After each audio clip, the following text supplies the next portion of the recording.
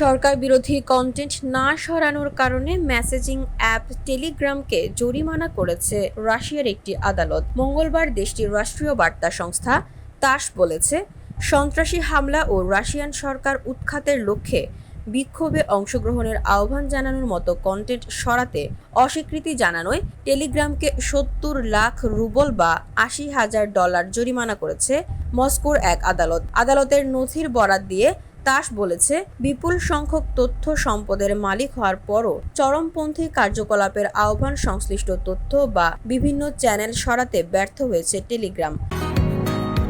বসুন্ধরা, উত্তরা, বনশ্রী, কুড়িল ও বাড্ডা সহ রাজধানীর বিভিন্ন স্থানে অভিজাত ও অত্যাধুনিক মানের ফ্ল্যাট কেনার এক নির্ভরযোগ্য প্রতিষ্ঠান প্লেজেন্ট প্রপার্টিজ লিমিটেড। তাই আপনার স্বপ্নের আবাসনের জন্য আজই যোগাযোগ করুন।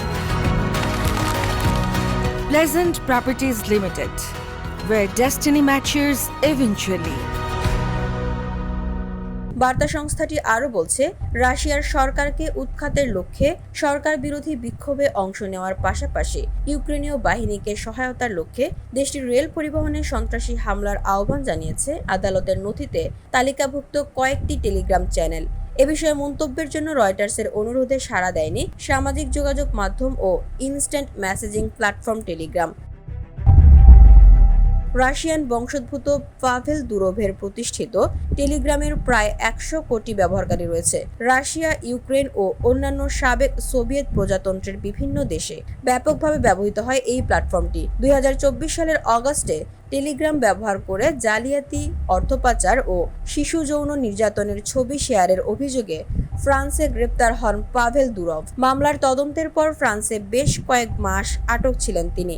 এরপর এবছরের মার্চ মাসে আদালতের অনুমতি মিললে দুবাইতে নিজের বাড়িতে আসেন দুরভ। VOD Bangla news desk.